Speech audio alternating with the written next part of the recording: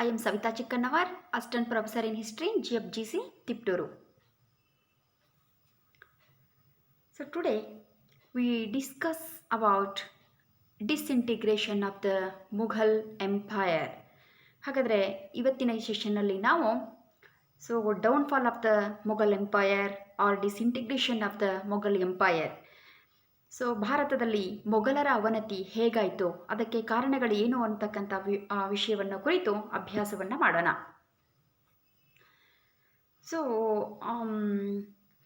ಮೊಘಲ್ ರಾಜವಂಶ ಅಂತಕ್ಕಂಥದ್ದು ಸುಮಾರು 200 ವರ್ಷಗಳ ಕಾಲ, ಇಟ್ ಮೀನ್ಸ್ ಕ್ರಿಸ್ತಶಕ 1526ರಿಂದ 1707ರವರೆಗೆ ಆಡಳಿತವನ್ನು ಮಾಡಿರತಕ್ಕಂಥ ಪ್ರಖ್ಯಾತ ವಂಶ.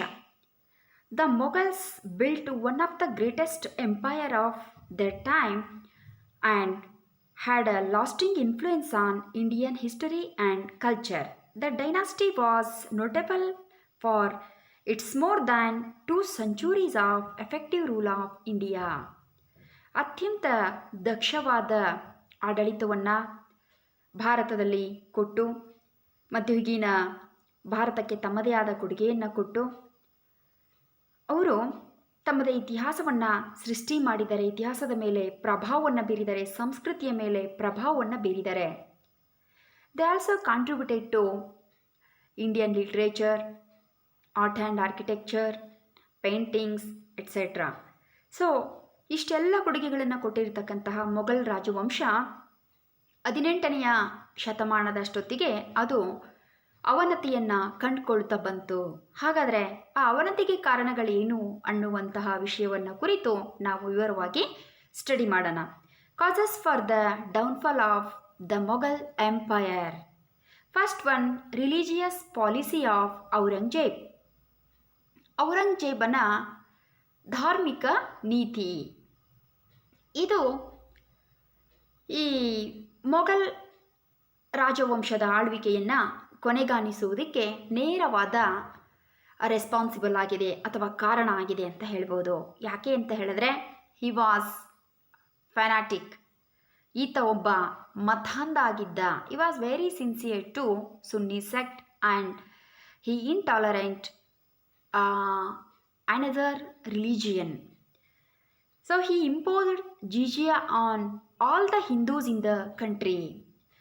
ಈತ ಯಾರು ನಾನ್ ಮುಸ್ಲಿಮ್ಸ್ ಯಾರಿದ್ದಾರೋ, ಇಟ್ ಮೀನ್ಸ್ ಹಿಂದೂಗಳು, ಸಿಖ್ರು, ಯಾರು ಮುಸ್ಲಿಂ ಅಲ್ಲದವರು ಯಾರಿದ್ದಾರೋ ಅವರ ಮೇಲೆ ಜಿಜಿಯಾ ಅನ್ನುವಂತಹ ತಲೆಗಂದಾಯವನ್ನು ಈತ ವಿಧಿಸಿದ.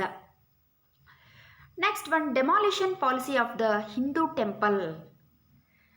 ಈತ ಒಂದು ಆರ್ಡ್ರನ್ನು ಪಾಸ್ ಮಾಡಿಬಿಟ್ಟು ಎಲ್ಲೇ ಹಿಂದೂ ದೇವಸ್ಥಾನಗಳಿದಾವೋ, ಮಂದಿರಗಳಿದಾವೋ ಅವುಗಳನ್ನು ಡೆಮಾಲಿಷ್ ಮಾಡಬೇಕು. Demolish the Hindu temples and in their place he built mosques. ಅದೇ ಸ್ಥಳದಲ್ಲಿ ಮಸೀದಿಗಳನ್ನು ನಿರ್ಮಾಣ ಮಾಡಬೇಕು ಅನ್ನುವಂಥ ಒಂದು ಆರ್ಡ್ರನ್ನು ಪಾಸ್ ಮಾಡಿದ. ಇಂತಹ ಒಂದು ನೀತಿಯನ್ನು ಇಲ್ಲಿರ್ತಕ್ಕಂಥ ಹಿಂದೂಗಳು ಸಹಿಸಿಕೊಳ್ಳಲಿಲ್ಲ. ಔರಂಗಜೇಬನ ಇಂತಹ ಒಂದು ಮತಾಂಧ ನೀತಿಯನ್ನು ಸಹಿಸಿಕೊಳ್ಳಿಲ್ಲ. Next one, Hindu officials were dismissed from their offices and only those were allowed to stay in the court who agreed to embrace Islam. ಹಿಂದೂಗಳಿಗೆ ಯಾವುದೇ ಹುದ್ದೆಗಳನ್ನು, ಉನ್ನತ ಹುದ್ದೆಗಳನ್ನು ಪಡೆಯೋದಕ್ಕೆ ಔರಂಗಜೇಬನ ಆಡಳಿತದಲ್ಲಿ ಅವಕಾಶ ಇರಲಿಲ್ಲ. ಜೊತೆಗೆ ಯಾರು ಮುಸ್ಲಿಂ ಆಗಿರ್ತಾರೋ, ಯಾರು ಇಸ್ಲಾಂ ಧರ್ಮವನ್ನು ಅಕ್ಸೆಪ್ಟ್ ಮಾಡ್ಕೊಳ್ತಾರೋ ಅಂಥವರಿಗೆ ಮಾತ್ರ ಉನ್ನತ ಹುದ್ದೆಗಳನ್ನು ಕೊಡಲಾಗ್ತಾ ಇತ್ತು. ಅವರಿಗೆ ಮಾತ್ರ ಆಡಳಿತದಲ್ಲಿ ಅವಕಾಶಗಳನ್ನು ಕೊಡಲಾಗ್ತಾ ಇತ್ತು. ಅಕ್ಬರನ ಆಡಳಿತದಲ್ಲಿ ಇರತಕ್ಕಂತಹ ಎಲ್ಲ ಹಿಂದೂಗಳನ್ನು ಹುದ್ದೆಯಿಂದ ಕಿತ್ತಾಗ್ದ, ಡಿಸ್ಮಿಸ್ ಮಾಡ್ದ. ಇವನು ಎಷ್ಟು ಪರಮತ ದ್ವೇಷಿಯಾಗಿದ್ದ ಅಂತ ಹೇಳಿದ್ರೆ, ಸಂಪೂರ್ಣವಾಗಿ ಇಸ್ಲಾಂ ರಾಷ್ಟ್ರವನ್ನು ಮಾಡಬೇಕು. ಆ ಇಸ್ಲಾಂ ರಾಷ್ಟ್ರವನ್ನಾಗಿ ಮಾಡ್ತಕ್ಕಂಥ ಮಹತ್ವಾಕಾಂಕ್ಷೆಯನ್ನು ಹೊಂದಿರತಕ್ಕಂತಹ ಔರಂಗಜೇಬ್ ಆ ನಿಟ್ಟಿನಲ್ಲಿ ಈ ಒಂದು ದೌರ್ಜನ್ಯದ ಕ್ರಮಗಳನ್ನು, ಮತೀಯ ದೌರ್ಜನ್ಯದ ಕ್ರಮಗಳನ್ನು ಕೈಗೊಳ್ತಾನೆ.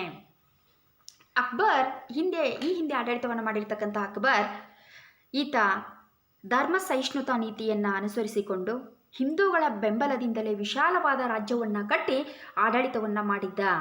ಆದರೆ ಈ ಔರಂಗಜೇಬ್ ಹಿಂದೂ ನಾಡನ್ನು ಇಸ್ಲಾಂ ನಾಡನ್ನಾಗಿ ಪರಿವರ್ತಿಸುವ ಒಂದು ನಿಟ್ಟಿನಲ್ಲಿ ಇಂತಹ ಕೆಟ್ಟ ಕ್ರಮಗಳನ್ನು ಕೈಗೊಂಡು ವಿರೋಧವನ್ನು ಕಟ್ಕೊಳ್ಬೇಕಾಗತ್ತೆ. ಇವನ ಆಡಳಿತಕ್ಕೆ ಅಥವಾ ನಂತರದ ಮೊಘಲ್ ಆಡಳಿತಕ್ಕೆ ಯಾವ ಹಿಂದೂಗಳು ಬೆಂಬಲವನ್ನು ಕೊಡಲಿಲ್ಲ. ಮುಸ್ಲಿಮೇತರರು ಯಾರೂ ಕೂಡ ಔರಂಗಜೇಬ್ ಹಾಗೂ ಅವನ ನಂತರ ಮೊಘಲ್ ಆಡಳಿತವನ್ನು ಬೆಂಬಲಿಸಲಿಲ್ಲ, ವಿರೋಧಿಸಿದರು. ಸೊ ಹೀಗಾಗಿ ಇದು ನೇರವಾದ ಕಾರಣ ಆಗುತ್ತೆ. Next one, Deccan policy of Aurangzeb. ಔರಂಗಜೇಬನ ದಕ್ಕನ್ ನೀತಿ. ಸೊ ಇದ್ರ ಬಗ್ಗೆ ನಾವು ಹಿಂದೆ ಲಾಸ್ಟ್ ಸೆಷನಲ್ಲಿ ಡೀಟೇಲಾಗಿ ಸ್ಟಡಿ ಮಾಡಿದ್ದೀವಿ. ಸೊ ಇದು ಕೂಡ ಡೈರೆಕ್ಟ್ ರೆಸ್ಪಾನ್ಸಿಬಲ್ ಆಗುತ್ತೆ. ಏನಕ್ಕೆ ಅಂತ ಹೇಳಿದ್ರೆ ಈ ಮೊಘಲರ ಅವನತಿಗೆ. This was a great political blunder. ಇದೊಂದು ರಾಜಕೀಯವಾದ ಪ್ರಮಾದ ಆಗಿತ್ತು. ಔರಂಗಜೇಬ್ ಕೈಗೊಂಡಿರ್ತಕ್ಕಂಥ ತಪ್ಪು ನಿರ್ಣಯ, ತಪ್ಪು ಕಾರ್ಯ, ಅವನು ಮಾಡಿರ್ತಕ್ಕಂಥ ಒಂದು ತಪ್ಪು ಕಾರ್ಯ ಆಗಿತ್ತು ಇದು. ಡಾಕ್ಟರ್ ವಿ ಎಸ್ ಸ್ಮಿತ್ ಅವರು ಹೇಳ್ತಾರೆ, aptly remarks the Aurangzeb's Deccan policy proved to be graveyard. ಇದು ಔರಂಗಜೇಬ ಕೈಗೊಂಡಿರ್ತಕ್ಕಂತಹ ಡೆಕ್ಕನ್ ಪಾಲಿಸಿ ಏನಿದೆಯಲ್ಲ, ಇದು ಅವನ ಗೋರಿಯನ್ನು ಮಾತ್ರ ನಿರ್ಮಾಣ ಮಾಡಲಿಲ್ಲ, ಇದು ಮೊಘಲ್ ಸಾಮ್ರಾಜ್ಯದ ಗೋರಿಯನ್ನೇ ನಿರ್ಮಾಣ ಮಾಡ್ತು ಅನ್ನುವಂಥ ಮಾತನ್ನು ಹೇಳಿದ್ದಾರೆ. ಅಂದರೆ ಅವರ ಅವನತಿ ಇದರಿಂದ ಸ್ಟಾರ್ಟ್ ಆಯಿತು ಅನ್ನುವಂತಹ ಮಾತನ್ನು ಡಾಕ್ಟರ್ ವಿ ಎಸ್ ಸ್ಮಿತ್ ಅವರ ಹೇಳಿಕೆಯಲ್ಲಿ ನಾವು ಗಮನಿಸಬಹುದು. The constant wars made the treasury empty.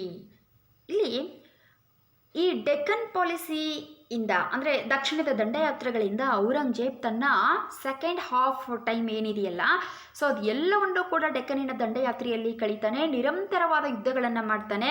So continuous wars ಏನು ಮಾಡ್ತು ಅಂತ ಹೇಳಿದ್ರೆ ಅಪಾರವಾದ ಸಂಪತ್ತನ್ನು ಯುದ್ಧಗಳಿಗಾಗಿ ಖರ್ಚು ಮಾಡುವಂಥ ಅನಿವಾರ್ಯ ಅವನಿಗೆ ಒದಗುತ್ತೆ. ಸೊ ಹಾಗಾಗಿ ಅವನ ಒಂದು ಬೊಕ್ಕಸ ಖಾಲಿಯಾಗೋಯಿತು. He did not attend his duties in North India and the court became a center of conspiracies. So ಇಲ್ಲಿ ಅವನ ಕರ್ತವ್ಯಗಳನ್ನು ಮಾಡೋದಕ್ಕೆ ವಿಫಲನಾಗ್ತಾನೆ.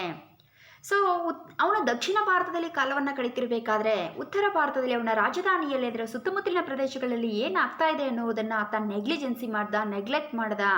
ಸೊ ಅಂಥ ಸಮಯದಲ್ಲಿ ಅವನ ವಿರುದ್ಧ ಒಳಸಂಚುಗಳಾಗ್ತವೆ, ಪಿತೂರಿಗಳಾಗ್ತವೆ, ಇದು ಯಾವುದನ್ನೂ ಕೂಡ ಆತ ಗಮನವನ್ನು ಕೊಡೋದಿಲ್ಲ. ಸೊ ಹಾಗಾಗಿ ಆತ ಡೆಕ್ಕನ್ ದಂಡಯಾತ್ರೆಗೆ ತನ್ನ ಹೆಚ್ಚಿನ ಗಮನವನ್ನು ತನ್ನ ನಂತರದ ಅವಧಿಯನ್ನು ಸಂಪೂರ್ಣವಾಗಿ ಎಲ್ಲಿ ಕಾನ್ಸಂಟ್ರೇಟ್ ಮಾಡಿರೋದ್ರಿಂದ ಉತ್ತರ ಭಾರತದಲ್ಲಿ ಅವನು ತನ್ನ ಪ್ರಭಾವವನ್ನು, ತನ್ನ ವರ್ಚಸ್ಸನ್ನು ಕಳೆದುಕೊಳ್ಳುವುದರೊಟ್ಟಿಗೆ ಮೊಘಲರ ಅವನತಿಗೆ ಕಾರಣನಾಗ್ತಾನೆ.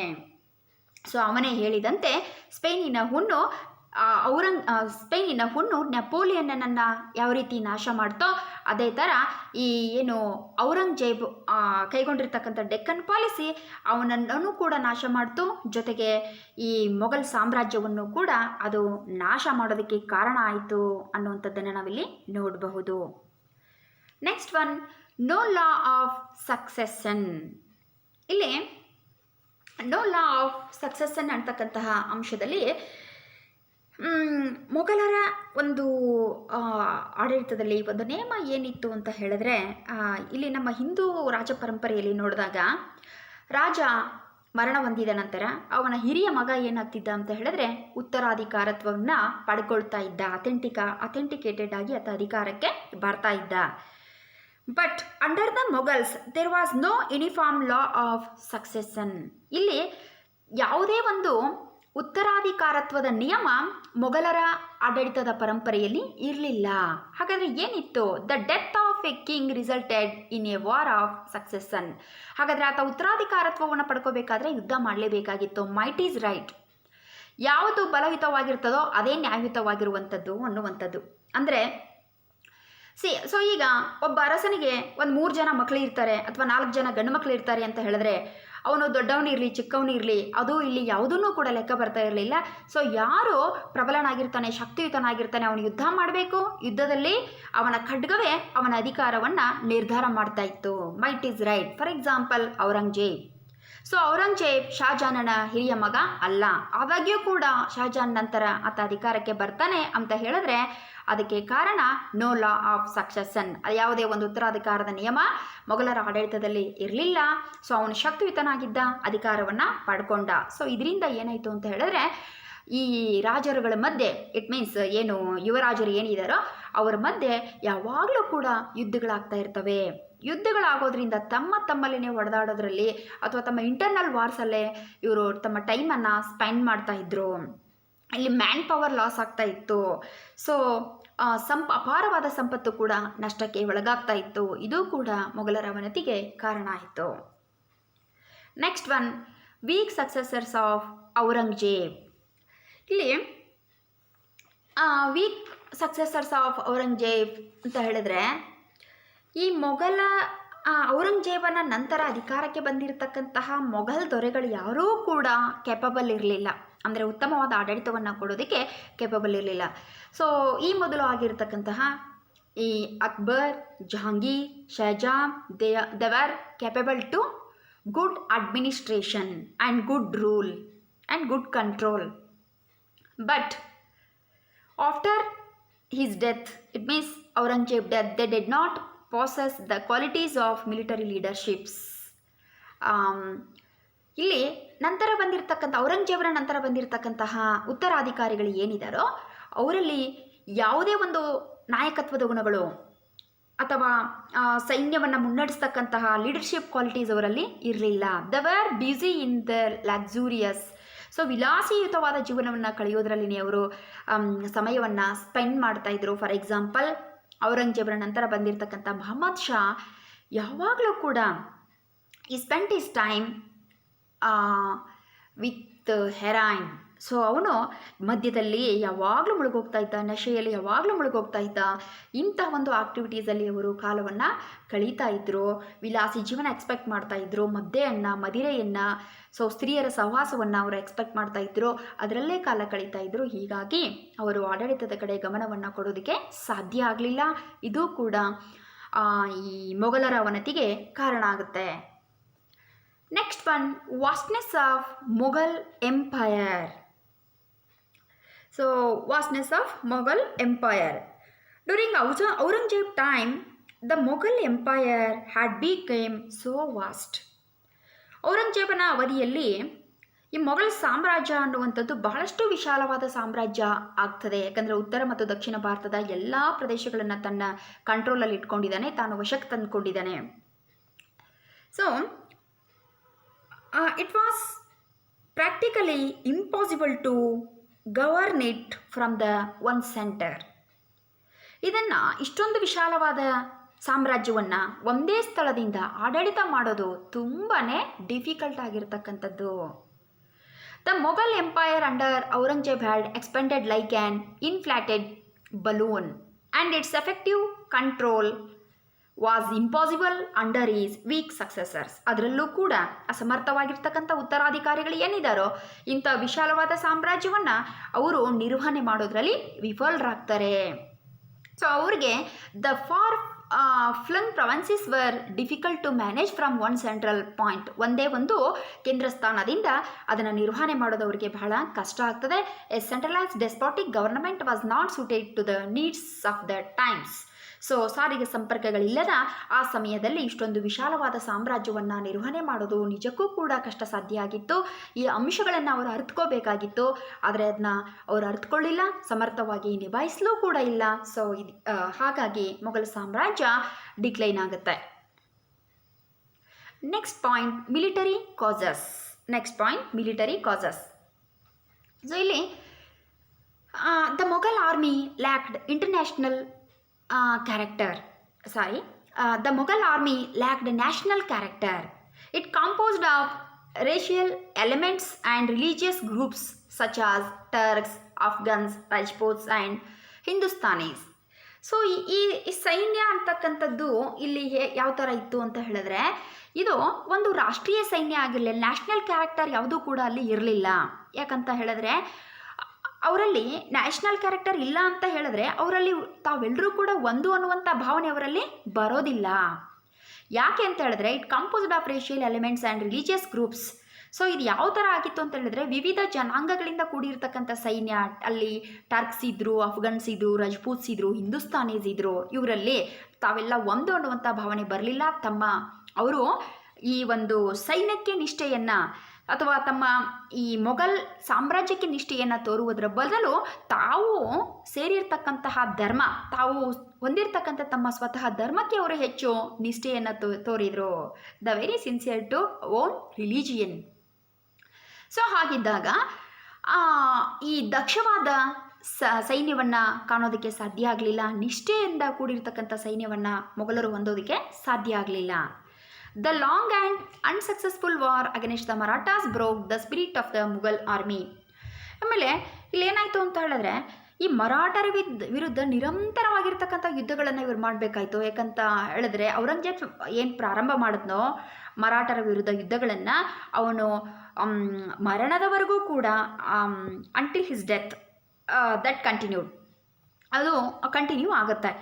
ಬಟ್ ಅವನ ನಂತರವೂ ಕೂಡ ಯುದ್ಧಗಳು ಮುಂದುವರಿತವೆ. ಸೊ ಈ ನಿರಂತರವಾಗಿರ್ತಕ್ಕಂಥ ಯುದ್ಧಗಳಿಂದ ಅಲ್ಲಿ ಮೊಘಲರ ಸೈನ್ಯ ಸ್ಪಿರಿಟನ್ನು ಕಳ್ಕೊಳ್ಳುತ್ತೆ, ಮೊರಾಲಿಟಿಯನ್ನು ಕಳ್ಕೊಳ್ಳುತ್ತೆ, ದಕ್ಷತೆಯನ್ನು ಕಳ್ಕೊಳ್ಳುತ್ತೆ. ಜೊತೆಗೆ ಲೂಪ್ ಹೋಲ್ಸ್ ಆಫ್ ಮನ್ಸಬ್ದಾರಿ ಸಿಸ್ಟಮ್. ಇಲ್ಲಿ ಮನ್ಸಬ್ದಾರಿ ವ್ಯವಸ್ಥೆ ಅಕ್ಬರನ ಅವಧಿಯಲ್ಲಿ ದಕ್ಷವಾಗಿತ್ತು, ಸುಸಜ್ಜಿತವಾಗಿತ್ತು, ಕ್ರಮಬದ್ಧವಾಗಿತ್ತು, ವ್ಯವಸ್ಥಿತಬದ್ಧವಾಗಿತ್ತು. ಆದರೆ ಅವನ ನಂತರ ಬಂದಿರತಕ್ಕಂಥ ಸಕ್ಸಸರ್ಸ್ ಏನಿದ್ದಾರೋ, ಉತ್ತರಾಧಿಕಾರಿಗಳು ಏನಿದ್ದಾರೋ, ಅದನ್ನು ಮೇಂಟೈನ್ ಮಾಡೋದ್ರಲ್ಲಿ ಅಥವಾ ನಿರ್ವಹಣೆ ಮಾಡೋದ್ರಲ್ಲಿ ವಿಫಲರಾಗ್ತಾರೆ. ಲೂಪ್ ಹೋಲ್ಸಲ್ಲಿ ಜಾಸ್ತಿ ಆಗುತ್ತೆ. ಯಾಕಂತ ಹೇಳಿದ್ರೆ ಅರಸನಿಗೆ ಈ ಮನ್ಸಬ್ದಾರರಿಗೆ ಕಾಂಟ್ಯಾಕ್ಟ್ ಇರುತ್ತೆ ವಿನಃ ಸೈನಿಕರಿಗೆ ಮತ್ತು ಈ ರಾಜನಿಗೆ ನೇರವಾದ ಸಂಪರ್ಕ ಇದರಲ್ಲಿ ಇರೋದಿಲ್ಲ. ಈ ಮನ್ಸಬ್ದಾರಿಗಳು ಸ್ವತಂತ್ರ ರಾಜರಂತೆ ವರ್ತನೆ ಮಾಡೋದಕ್ಕೆ ಪ್ರಾರಂಭ ಮಾಡ್ತಾರೆ, ಭ್ರಷ್ಟರಾಗ್ತಾರೆ, ಸ್ವಹಿತಾಸಕ್ತಿಗೆ ಹೆಚ್ಚು ಅವರು ಗಮನವನ್ನು ಕೊಡ್ತಾರೆ. ಈ ಎಲ್ಲ ಮಿಲಿಟರಿ ಕಾಸಸ್ ಕೂಡ ಇದು ಅವರ ಒಂದು ಮೊಘಲ್ ಸಾಮ್ರಾಜ್ಯದ ಅವನತಿಗೆ ಕಾರಣ ಆಗುತ್ತೆ. ಜೊತೆಗೆ ತರಬೇತಿ, ಉತ್ತಮವಾಗಿರ್ತಕ್ಕಂತಹ ತರಬೇತಿ ಸೈನ್ಯಕ್ಕೆ ಇಲ್ಲದಾಗತ್ತೆ ಕೊನೆ ಹಂತದಲ್ಲಿ. ಜೊತೆಗೆ ಸೈನಿಕ ಶಿಬಿರಗಳು ಇವು ವೇಶ್ಯಾವಾಟಿಕೆಗಳಾಗಿ ಪರಿವರ್ತನೆ, ಅದು ಮೊರಾಲಿಟಿಯನ್ನು ಕಳ್ಕೊಂಡು ಬಿಡ್ತಾರೆ. ಜೊತೆಗೆ ಇವರಿಗೆ ಒಂದು ಉತ್ತಮವಾಗಿರ್ತಕ್ಕಂಥ ಶಸ್ತ್ರಾಸ್ತ್ರಗಳನ್ನು ಕೊಡಿಸುವುದರಲ್ಲಿ ಔರಂಗಜೇಬನ ನಂತರ ಬಂದಿರತಕ್ಕಂಥ ಅಧಿಕಾರಿಗಳು ವಿಫಲರಾಗ್ತಾರೆ. ಈ ಎಲ್ಲ ಕಾರಣಗಳು ಮೊಘಲ್ ಸಾಮ್ರಾಜ್ಯ ಅವನತಿ ಆಗೋದಕ್ಕೆ ಕಾರಣ ಆಗುತ್ತೆ. Next one, degradation of nobility. Degradation of nobility. ಇಲ್ಲಿ the decline of the power the later Mughal emperors decline also set in the character of the nobility. ಈ ಮೊದಲು ಅಕ್ಬರನ ಅವಧಿಯಲ್ಲಿ ಇರತಕ್ಕಂತಹ ಅನೇಕ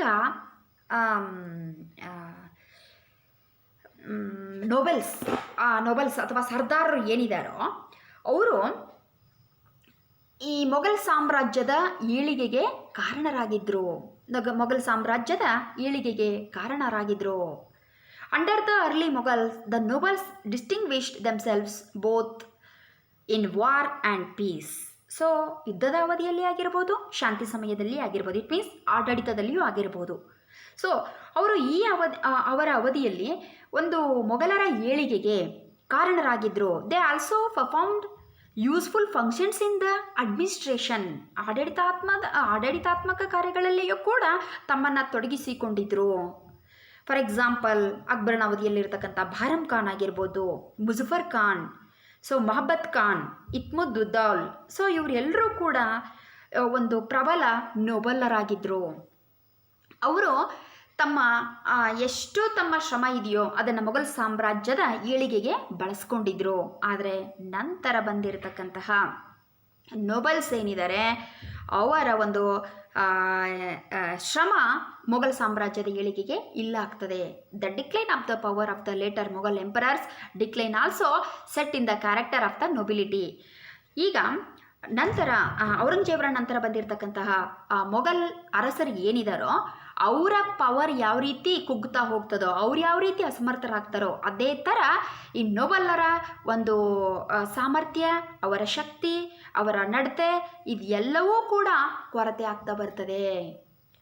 so the mansabdars and the nobles left no stone unturned to cheat the government. ಸರ್ಕಾರಕ್ಕೆ ಮೋಸವನ್ನು ಮಾಡಿ ತಮ್ಮ ಸ್ವಹಿತಾಸಕ್ತಿಗೆ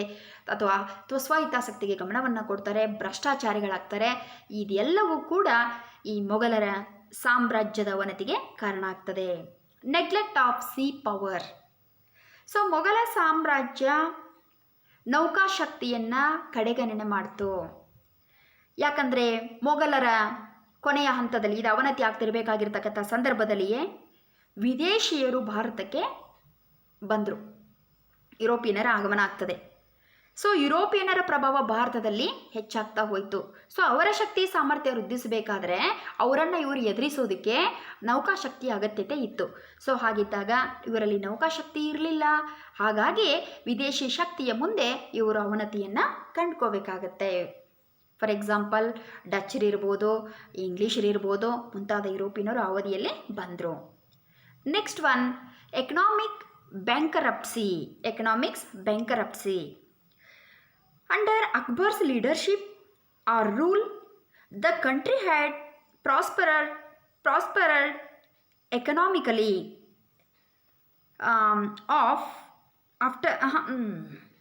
Under Akbar's leadership, the country had prospered economically. So ಅಕ್ಬರನ ಅವಧಿಯಲ್ಲಿ ಭಾರತ ದೇಶ ಒಂದು ಎಕನಾಮಿಕ್ ಆಗಿ ಒಂದು ದಕ್ಷವಾಗಿರ್ತಕ್ಕಂತಹ ಸಮೃದ್ಧಿಯಾಗಿರ್ತಕ್ಕಂತಹ ದೇಶ ಆಗಿತ್ತು. But after his death, later Mughal ruler spent large sums of money in unproductive works. ಅಕ್ಬರನ ನಂತರ ಬಂದಿರತಕ್ಕಂಥ ಮೊಘಲ್ ರೂಲರ್ಸ್ ಏನಿದಾರೋ ಇವರು ವೇಸ್ಟ್ ಆಗಿರ್ತಕ್ಕಂತಹ ಕಾರ್ಯಗಳಲ್ಲಿ, ಇಟ್ ಮೀನ್ಸ್ ಅನ್ಪ್ರೊಡಕ್ಟಿವ್ ವರ್ಕ್ಸಲ್ಲಿ ಅವರು ಸಂಪತ್ತನ್ನು ವ್ಯಯ ಮಾಡಿದ್ರು, ನಷ್ಟ ಮಾಡಿದ್ರು.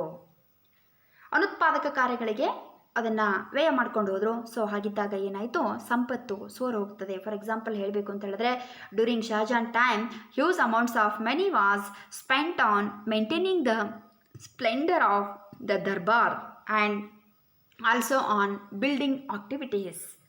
ಶಾಜಾನನ ಅವಧಿಯಲ್ಲಿ ನಾವು ನೋಡಿದ್ದೀವಿ, ಅದನ್ನು ಒಂದು ಕಲೆ ಮತ್ತು ವಾಸ್ತುಶಿಲ್ಪದ ಸುವರ್ಣ ಯುಗ, ಉತ್ಕರ್ಷ ಯುಗ ಅಂತ ಕರಿತೀವಿ. ಅವನೊಬ್ಬನ ಆಡಳಿತದ ಅವಧಿಯಲ್ಲಿ ಹಲವಾರು ಕಟ್ಟಡಗಳು ಕಟ್ಟಲ್ಪಟ್ವು. ಅದಕ್ಕೆ ಎಷ್ಟು ಆತ ಸಂಪತ್ತನ್ನು ವ್ಯಯ ಮಾಡಿರಬೇಕು. ಸೊ ವೈಭೋಗದ ಒಂದು ಚಿತ್ರಣವನ್ನು ನಾವಲ್ಲಿ ಕಾಣ್ತೀವಿ. ಅದಕ್ಕೆಷ್ಟು ಸಂಪತ್ತು ವ್ಯಯ ಆಗಿರಬೇಕು. ಸೊ ಇಂತಹ ಒಂದು ಜೀವನ ಏನಿದೆಯೇ ಇದು ಮುಂದಿನ ಮೊಘಲರ ಅವನತಿಗೆ ಕಾರಣ ಆಗುತ್ತೆ. ಜೊತೆಗೆ ಡೆಕ್ಕನ್ ವಾರ್ಸ್ ಆಫ್ ಔರಂಗಜೇಬ್ ದಕ್ಕನ್ ದಂಡಯಾತ್ರೆಗೋಸ್ಕರ ಅನೇಕ ಯುದ್ಧಗಳನ್ನು ಮಾಡ್ದ, ಅಪಾರ ಸಂಪತ್ತನ್ನು ವೆಚ್ಚ ಕಳೆದ.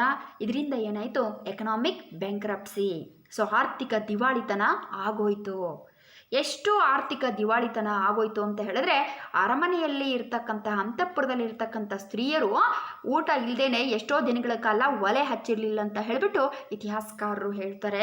ಸೊ ಆ ಮಟ್ಟಿಗೆ ಇಲ್ಲಿ ಎಕನಾಮಿಕ್ ಬ್ಯಾಂಕ್ರಪ್ಸಿ ಆಗ್ತದೆ. ಆರ್ಥಿಕ ದಿವಾಳಿತನವನ್ನು ಕಂಡ್ಕೋಬೇಕಾಗತ್ತೆ. ಸಂಪತ್ತು ಇಲ್ಲದೆ ಇರತಕ್ಕಂತಹ ಈ ರಾಜ್ಯ, ವಿಶಾಲವಾದ ರಾಜ್ಯವನ್ನು ದಕ್ಷತೆಯಿಂದ ಆಳೋದಕ್ಕೆ ಹೇಗೆ ತಾನೇ ಸಾಧ್ಯ? ಸೊ ಈ ಹಿನ್ನೆಲೆಯಲ್ಲಿ ಅದು ಅವನತಿಯನ್ನು ಕಂಡ್ಕೋಬೇಕಾಯಿತು. Next one, despotic rule. In despotic rule, so the Mughal government was a centralized despotism. In such a system, everything depended upon the personality and character of the monarch. So ಇದು ಅಂಥ ವ್ಯವಸ್ಥೆ ಅಂತ ಹೇಳಿದ್ರೆ, ಎಲ್ಲ ಅಧಿಕಾರಗಳನ್ನು ತನ್ನಲ್ಲಿ ಕೇಂದ್ರೀಕೃತವಾಗಿಟ್ಟುಕೊಂಡು ದಕ್ಷವಾಗಿ ನಿರಂಕುಶತ್ವದಿಂದ ಆಡಳಿತವನ್ನು ಮಾಡ್ತಕ್ಕಂಥ ವ್ಯವಸ್ಥೆ ಇದು. ಸೊ ಹಾಗಾದರೆ ಇಂತಹ ವ್ಯವಸ್ಥೆಯಲ್ಲಿ ಅವನು ತುಂಬ ಕೆಪಬಲ್ ಆಗಿರಬೇಕು, ದಕ್ಷನಾಗಿರಬೇಕು. So Akbar, Jahangir, Shahjahan they were suitable in despotic rule or this system, but Aurangzeb's successors were mostly worthless. So ಅಕ್ಬರ್ನಿಂದ ಔರಂಗಜೇಬನವರೆಗೂ ಕೂಡ ಈ ವ್ಯವಸ್ಥೆಯಲ್ಲಿ ಸಮರ್ಥವಾಗಿ ದಕ್ಷವಾಗಿ ಆಡಳಿತ ನಡೆಯಿತು. ಸೊ ಡೆಸ್ಪಾಟಿಕ್ ರೂಲ್ ಅಂತಕ್ಕಂಥದ್ದು ಇವರ ಅವಧಿಯಲ್ಲಿ ಅದು ಚೆನ್ನಾಗೇ ಇತ್ತು. ಬಟ್ ಔರಂಗಜೇಬನ ಮರಣ ನಂತರ ಬಂದಿರತಕ್ಕಂತಹ ಅಧಿಕಾರಿಗಳು ಏನಾದರೂ ಅಂತ ಹೇಳಿದ್ರೆ ಅಸಮರ್ಥರಾದರು. The affairs of the government went into the hands of the unscrupulous ministers.